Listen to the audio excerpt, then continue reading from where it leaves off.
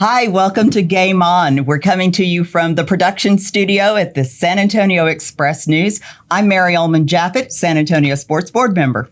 And I'm Jenny Carnes, President and CEO, San Antonio Sports. So San Antonio Sports is celebrating its 40th anniversary this year, and we decided to offer this fun podcast. It's a limited podcast series, and we're really here to take a fun look back at some of the amazing moments in the 40-year history. We weren't there for all of them, but many of them. Yes. But also to talk about our city's current and future sports scene. And along the way, we're going to talk to some great history makers in San Antonio and the movers and shakers in the sports world. Yeah, and let's start off with the right person, right?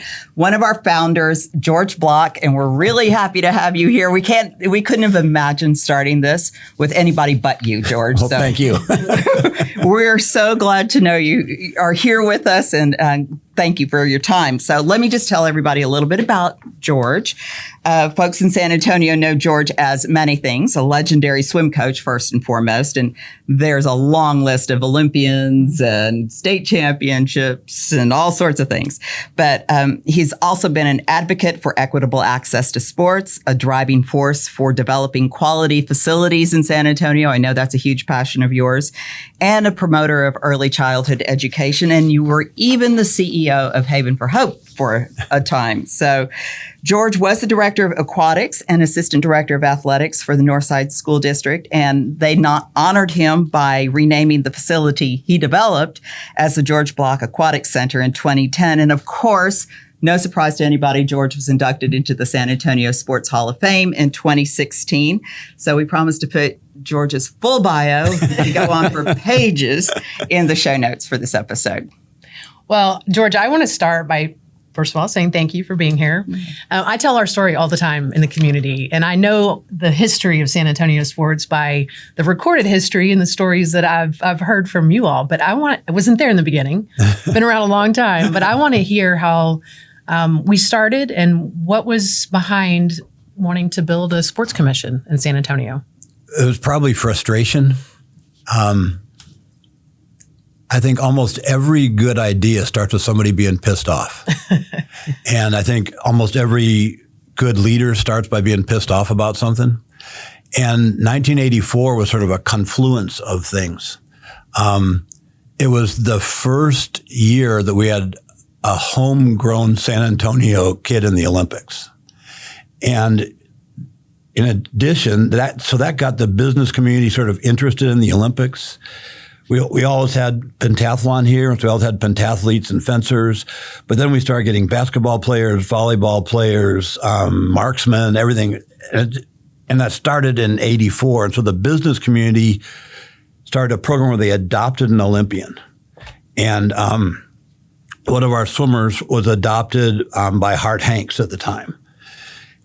And so it was helpful to him to provide him some opportunities. He came back home from UCLA with some health challenges. We needed some medical support. But, just... Who was that? Bruce Hayes. Okay, Bruce Hayes, that's right. And so he ended up winning a gold medal that summer. At the same time, the same youth sports community that was producing swimmers and basketball players and volleyball players every weekend had to leave San Antonio to compete. And, every weekend we were saying goodbye, and people were coming up from the Valley or from Mexico or from they're driving through San Antonio to get to where we were going to compete. Mm-hmm. And one of my former swimmers was the chief of staff for Henry Cisneros at the time, Robert Marbut. And so I did something, that you tell people not to do with email now. I wrote a pissed off letter. Well, I was going to ask, who was the pissed off person? So it was you, right? Yeah, it was George. But I was sort of representing, coaches in a whole bunch of different sports and parents in a whole bunch of different sports saying, hey, we say we're serious about developing our tourism industry. We're serious about this, but we're losing a convention every weekend. And unbeknownst to us, under Joe Cryer's leadership in the chamber had formed a sports committee that was looking at building sports tourism. And so both of these entities, from the chamber and a pissed off letter, ended up on Henry's desk, which then flew downhill to Robert. And Robert put us all together around a table. And the chamber guys would look suspiciously at the guys in T-shirts at the other end of the table, and the guys in T-shirts would look suspiciously at the guys in ties at the other end of the table. But very soon we found that, we were the ultimate Venn diagram. The economic interests of the community were 100% aligned with the youth development, family development interests of the community. And so pretty soon the T-shirts and ties were all mixed and scrambled around the table, and we started working together really well. And, Bob Coleman was there, Ralph was there, and so we had the business community. We learned very quickly was a bunch of sports junkies. And so it formed cohesion right away, and then Bob became our first chairman. Henry gave us the ultimate fake title. It was the Mayor's Commission on Amateur Sports. And he had business cards printed up for everybody. But what it did, it gave us sort of a free pass to go into every facility in the city and measure them and see what was what. And I remember Jesse DeLee, Dr. Jesse DeLee, crawling around, Alamo Fieldhouse trying to get exact measurements of it so we could see what we had. And then we created the famous, map with all the pins and dots on it. And that's where we saw the first Ingram-Hildebrand line, where every dot was north of that, and there weren't any dots south of that. Meaning the dots were the facilities. There were the facilities. Everything from gymnastics clubs to place to have major competition to whatever. Every dot was north of that line. Yeah. And, I'd say, looking back on 40 years, we've only made a dent in that. Yeah. I mean, if there's, now granted, below that line, there's, Lackland Air Force Base, there's a lot of places you can't build down there. But we haven't done a great job on that. We've done better, but not great. And I think we can get back into that. Yeah. Let's talk a little bit about the event side of things. So the very first, I was a reporter, a television news reporter, when you guys were starting all of this. And I remember Robert Marbut taking me out to the Alamo Heights swimming pool.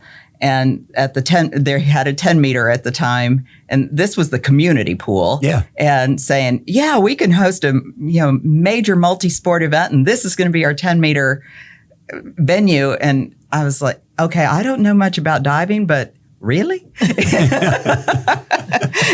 And long story short, from my personal side, is I ended up later working for that event. So I bought in too in a big way, but. At the time, it was the Junior Olympics in '89, which led to the U.S. Olympic Festival in '93. Kind of take us through those early days of the event side of things. So, what the group, what the Mayor's Commission started to do was see, okay, what facilities do we have? What major event could we bring to town to prime the pump that would get the media interested, the community interested, that people could see benefit? And at that time, the USOC had, in the non-Olympic years, the Olympic festivals. And we technically, on paper, had a place to do everything. And so we said, we're gonna take a shot at the Olympic festival. And the Olympic festival required that you do certain things that would also be very beneficial, is that you had to have an active club in every Olympic sport. And so in some sports, there was maybe some just sort of loose participation, but they weren't very well organized. So it forced organization from the bottom up, and then from the top down, it forced some facility development. And so, when you're talking about what the losses we had, that was our first really painful loss. But was the early bid for the festival. Was the early bid for the festival. But if I take it back to you're going up to the top of the 10 meter, one of the things we learned at first is that you can talk about it and talk about it and talk about it, but until somebody sees it, it means nothing. But once they see it, once they get that field trip experience, they get it. Mm-hmm. And so going to the top of the 10-meter tower, you know that we can't do it here, but we could do this. Everybody gets it. And I mean, that pool was built, for the 1949 Women's Nationals? Oh, wow. Gosh, I didn't know that. Yeah. It was built right after World War II, so we could attract the AAU Women's Nationals here, and we did. We hosted the Women's National Championship when they were separate. You weren't here for that. Who was behind that? I don't even remember. Oh my gosh! We looked it up one time when we were doing the aquatics history for the city, but that's why that was built, was for an earlier effort to do the same thing. Now obviously none of that facility would meet any rule for anything anymore, but. Once anybody goes up to that 10-meter tower and you look, you see all of, Olmos Park, and you see the pool, and you go, we can do this. Yeah. It clicks. And so the first win that we had was taking everybody up to the Olympic Training Center in Colorado Springs. And, thank you, Valero. Thank you, AT&T, for your private jets. I had no idea what a private jet was, and you could actually be in Colorado Springs in 45 minutes. It would be 45 minutes in this airport and 45 minutes in the airport. It was amazing, but our whole business community, media community, key players in the sports community spent a full day at the Olympic Training Center, and they came away and they got it. They understood completely. And it was on the flight on the way back that Robert came up with the idea on how to finance the Alamo Dome. Because Henry realized at that meeting that we weren't going to get an Olympic festival without a place to have an opening ceremony, without some major indoor venues. But we're going to go ahead, we're going to go through the process to sort of see what was strong, what was weak, what we could do. And we learned especially that we needed a major aquatic center and that we needed a major sports center, which became the Alamo Dome and the Palo Alto Pool. Those were the two major builds that we needed. We got some other stuff done. And so it caused some really good construction building of sports facilities at the top end. And so we had a big win of getting the community to understand the economic value and the community development value of amateur sports and Olympic sports.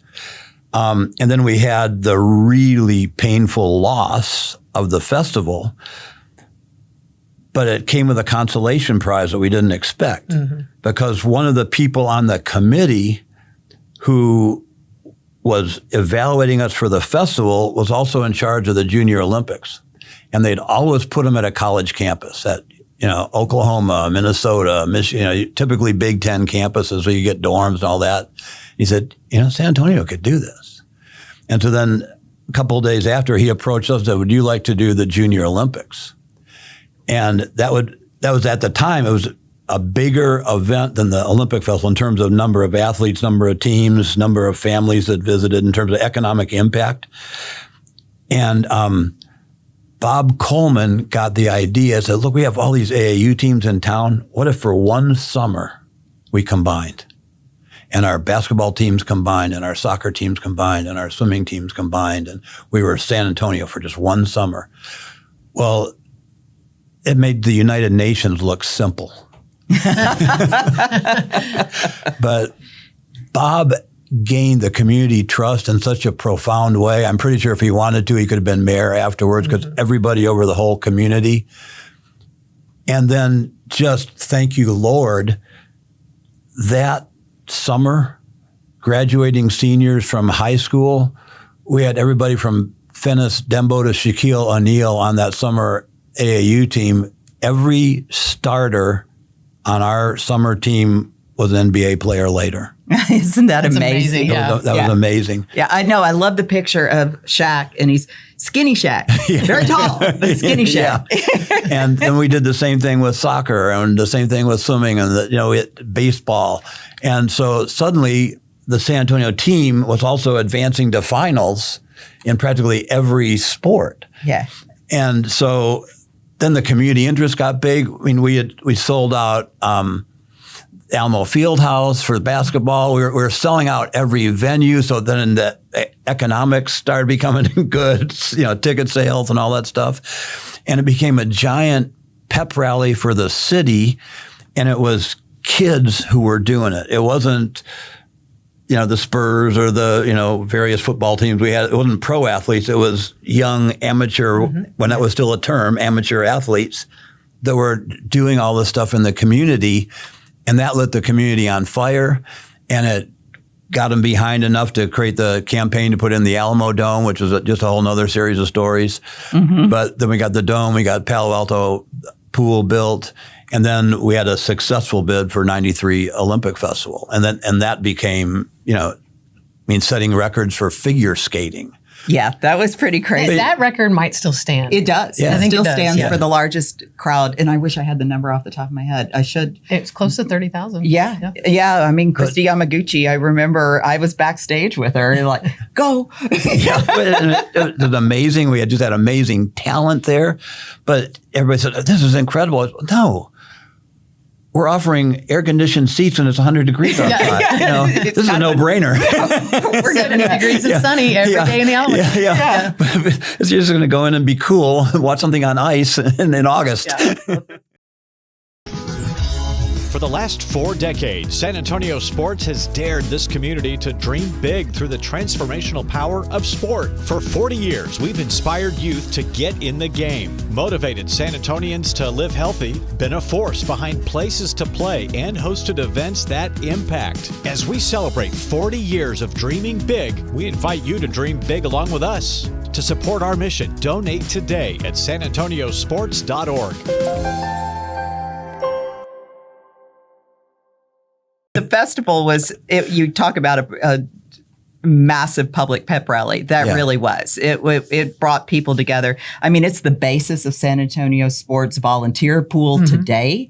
We've got thousands of people that turned out for that, and many of them are still a part of our organization. Or their kids are doing it and their now. kids are doing it. It's incredible. I know people who got married because they met during the festival. I mean, there's all sorts of connections that took place. Just if we fast forward a little bit, though, we've made great strides. Can you imagine when you guys started this in 1984 that we would have evolved to this point in 40 years? That we'd still be here in 40 years. Nonprofits don't usually last that long, period, much less becoming financially healthy. And, the irony is Olympic Festival almost killed us. We went to $0. Yeah, right. There was that. And then came out of it. And then we learned to take our big events and take that money and invest them back into inner city kids sports. And so it became a real virtuous cycle that, okay, we'll develop a facility, we'll have an event, and we'll invest that money back into kids. We'll develop more facilities, we'll have more events, we'll invest that money back into kids. And so it just became this incredibly virtuous cycle going on. And we're the only nonprofit sports commission in the country. So we're the only one that can do that. I mean, everybody else is a function of their government. I mean, we're a community nonprofit, so we're obligated to constantly serve our community. So if we're not investing in kids, if we're not developing facilities, if we're not bringing economic development, we're not doing our jobs. Yeah.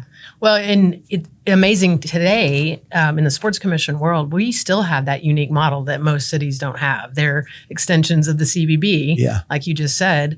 And a lot of those markets will look to San Antonio as the gold standard because of all that we are doing for our community. We may not be attracting as many events as some of the other cities, but we're doing that while we're serving kids and we're making this community a better place to live. Yeah. Yeah. So what do you think we still need to do? Well, facilities, obviously. in spite of our incredible history with the Final Fours, I think it's safe to say that our future is tenuous without a major reinvestment. So we need to keep investing. And that's something that our city's sort of bad at. We're pretty good at doing the initial thing. We're not good at annual maintenance. We're not good at continuing reinvesting. Everything sort of needs to be dramatic every time, and it shouldn't be. It should be just a continuous business-like process. We need a lot more facilities for kids. I remember when we first started this, Paul Elizondo was on commissioner's court, and he was sort of the budget guru. And he goes, George, the county's job is jails and hospitals. And I go, Paul, if you do more sports facilities, you'll need fewer of both. Amen. Yep. Exactly. And we've got stories to prove it, right? Yeah. And so, we need more facilities for kids that'll become those really good athletes. We need more premier facilities to host major events. And then we need sort of a change in, I guess you'd say, attitude. If you think of our whole city, we have decades and decades and maybe hundreds and hundreds of years of underinvestment in our community. And whether it's areas of the community or nonprofits or industries, everybody is used to fighting for table scraps. And so there's sort of a scarcity mentality. And so the same thing happens with facilities, with community investment. How do we do it? We never think big enough. We think that $1 billion in a community of 2.5 million people is a major investment when small school districts are doing $1 billion bonds. $1 billion in this community goes nowhere. Just poof, it evaporates. It goes into a sewer someplace. God knows we need sewers. Indoor plumbing is good. Yeah. But, we need all these things. We need, then at the top, when we develop, let's say, soccer fields, what we tend to do is an organization takes these fields, another organization takes these fields, another organization, and then we want to bid on a big soccer event. We have all this infighting between ourselves to get these fields that were developed on tax money. So we probably either need just difference in contracts or a different mentality that says we are going to keep working together. And because we're going to keep working together, we're going to keep growing the pie. But growing the pie is both unfamiliar in our community and suspect in some areas of our community because they've never even seen a pie, much less a growing one.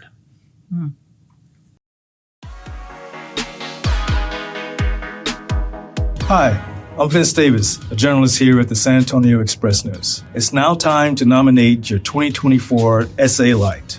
SA Light's honorees work selflessly in the community, lifting others through their acts of service, innovation, and collaboration. If you know someone like this, nominate them today at expressnews.com/SA Lights.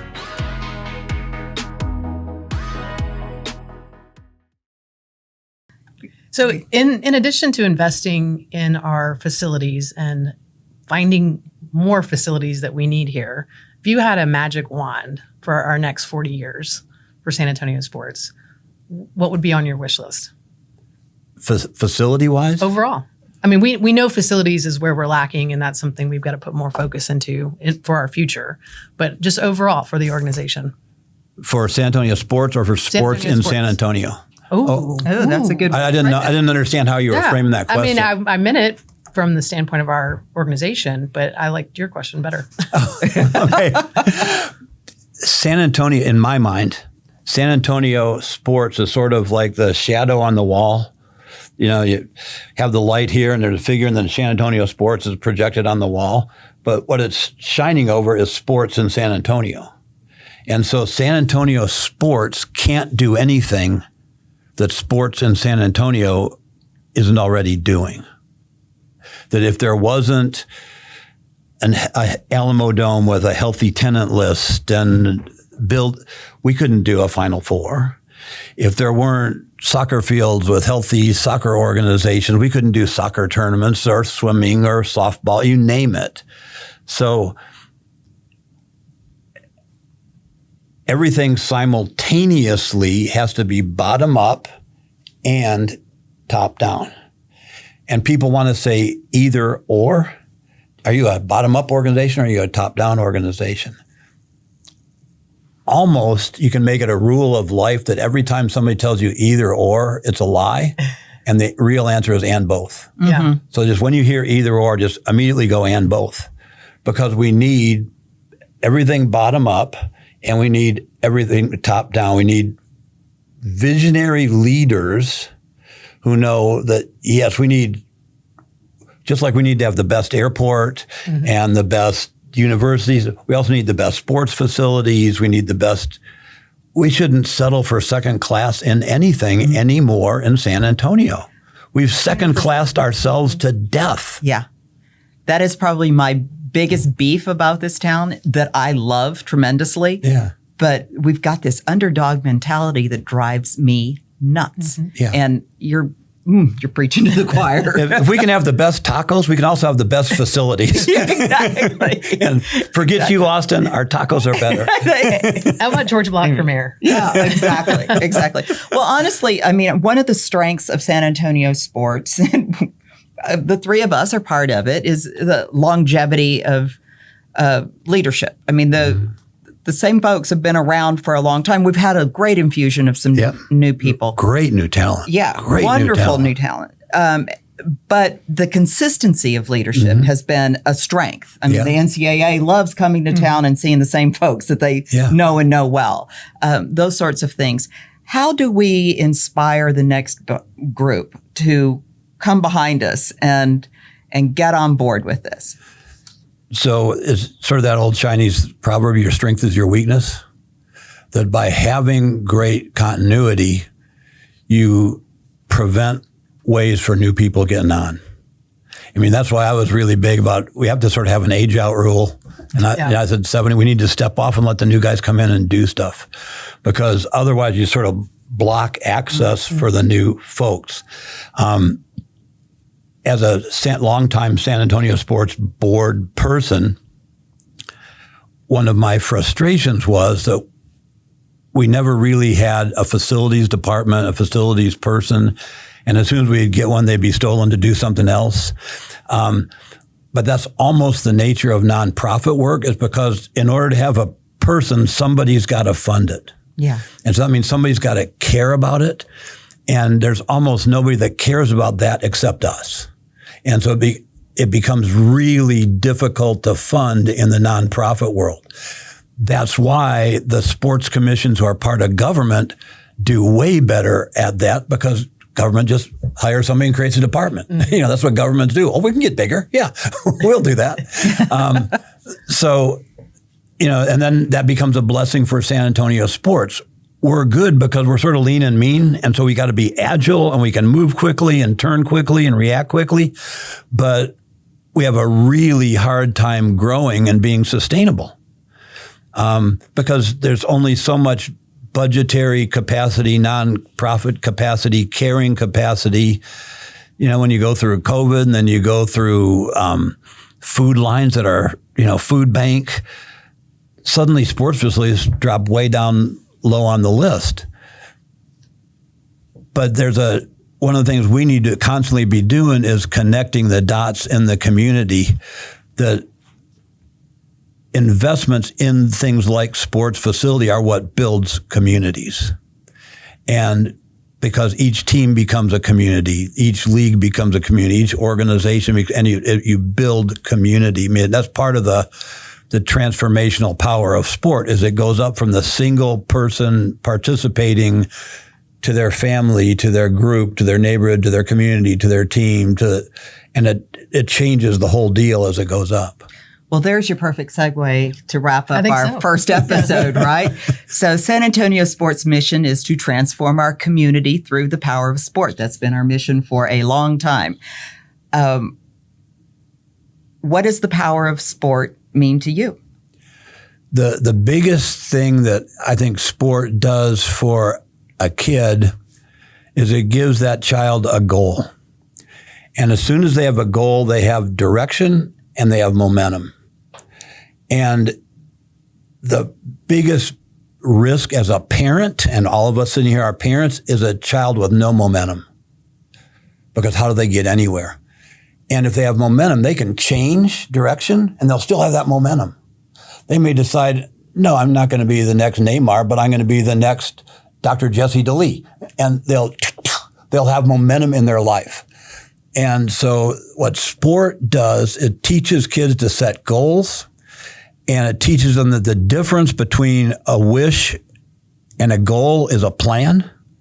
And so the kid has a plan, then the family has a plan, then the extended family has a plan, then the whole team and all those families, and it creates momentum. And so I spent most of my adult life as a coach, and so I've seen it transform kids and families and neighborhoods and whole communities.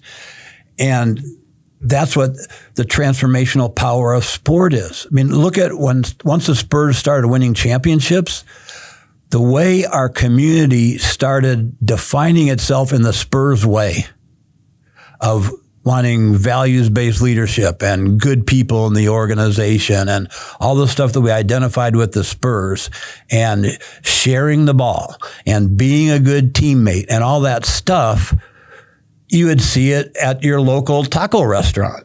You would see it at big businesses. You would hear it talked about. Our whole community adopted the Spurs way. Mm-hmm. And that was a transformational power of sport. And we think about professional sports as, billionaires paying millionaires, but they can also, if they're well managed, they can change a community. And the same thing happens at the lowest level at your neighborhood youth football or youth basketball. You start by changing one child, and you start by changing her teammate, and pretty soon their families, and then pretty soon the whole neighborhood is different. Yeah, that's beautiful. Well, I'm fired up for our next 40 years after that. George, you always say things so masterfully. I mean, I agree with everything you said. I have my own power sports story, but you word things just perfectly. So what a great ending. And thank you for doing this for us. And thanks for inviting me. And just for everything you've done for San Antonio sports and this community all of these years. We're very grateful. Thank you. Very grateful. Game on. Yeah. Let's go. Let's do it.